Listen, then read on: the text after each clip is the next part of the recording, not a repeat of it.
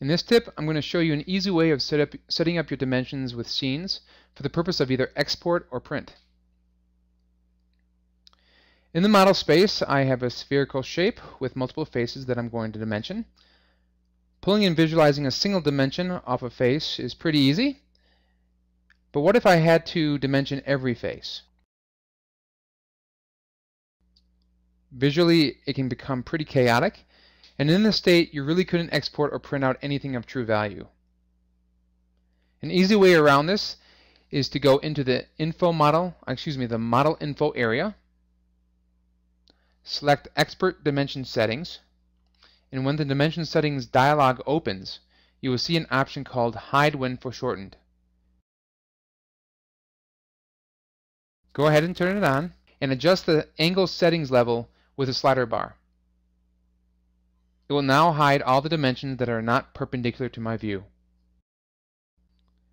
Now to set up my scenes, I will align a view perpendicular to the surface by right-clicking on that surface and choosing Align View.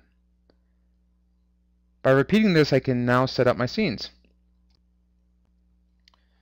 By the way, the Hide Foreshortened setting will work in both perspective and parallel projection. And if you feel more comfortable using the 6 standard view settings in SketchUp instead of setting up scenes, go right ahead.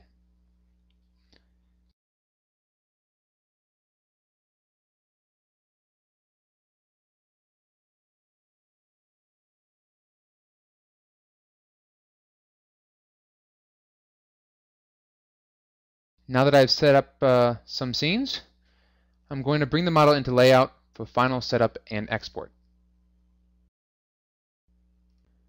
Okay, now I'm in layout and I have set up 4 instances of the model on my page. And now I want to find a view for each instance.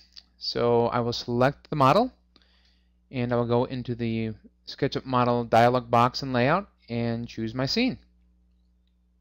Again, if you want to use the standard view settings, go right ahead.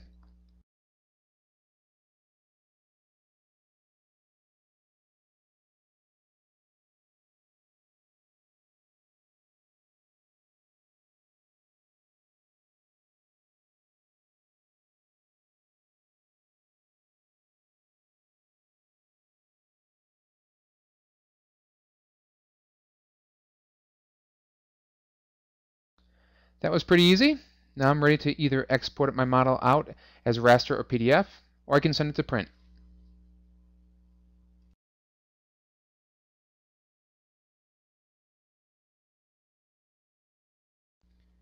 In this tip, I'm going to show you how to add text to dimensions while maintaining their dynamic behavior. In this model, I've pulled 2 dimensions from a single edge.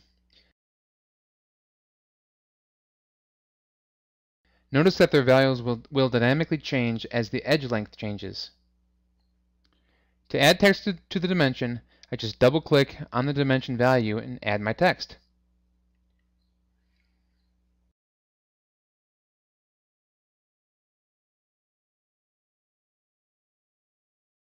Notice that the edit dimension value no longer changes as the edge length changes.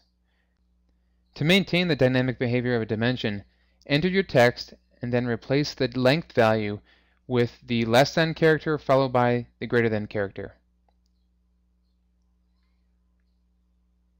Now the dimension will display your custom text while keeping the correct dimensional value.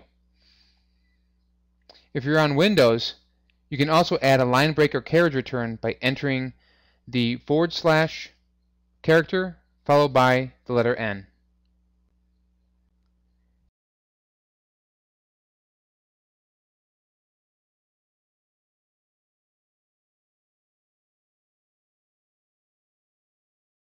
Thanks. I hope this tip helps.